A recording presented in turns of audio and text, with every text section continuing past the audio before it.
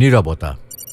পৃথিবীতে কমিউনিকেশনের যত ভাষা আছে সব ভাষার উপরে হলো নীরবতার ভাষা। নীরবতা ক্ষেত্র বিশেষে আলাদা আলাদা ভূমিকা পালন করে।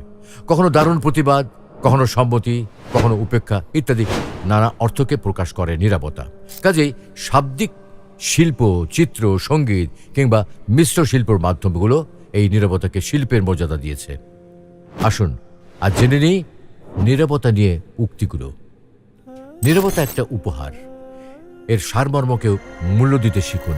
না বুঝে কথা বলার চেয়ে বিষয় বুঝে শান্তভাবে কথা বলা ভালো। কখনো কখনো নীরবতাকে কথা বলতে দেওয়া ভালো। যখন কষ্টটা সীমা ছাড়িয়ে যায় তখন মানুষ কাঁদে না, চুপ করে যায়। নীরবতা মুখ থেকে নয়, মন থেকে প্রয়োজন। যে কলসি অর্ধেক পূর্ণ তাতে বেশি আওয়াজ হয়, যাকে আমরা বলি খালি কলসি বাজে বেশি। কিন্তু যে কলসি সম্পূর্ণ পূর্ণ থাকে তা কিন্তু আওয়াজ হয় না। চুপ থাকতে শিখুন, দেখবেন যে আপনার সাথে একদিন খারাপ ব্যবহার করেছে সেও একদিন আপনার পায়ে এসে পড়বে। নীরবতা হলো প্রকৃত জ্ঞানের সেরা উত্তর।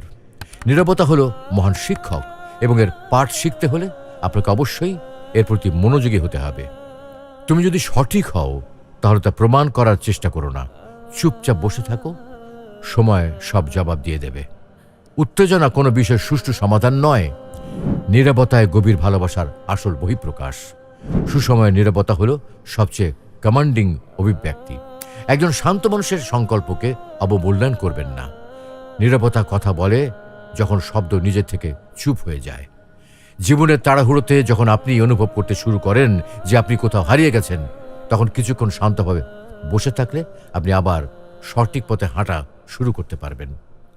কথা বলার জন্য যে শক্তি আর যোগ্যতার প্রয়োজন, চুপ থাকার জন্য তার চেয়ে অনেক বেশি শক্তি আর যোগ্যতার প্রয়োজন হয়।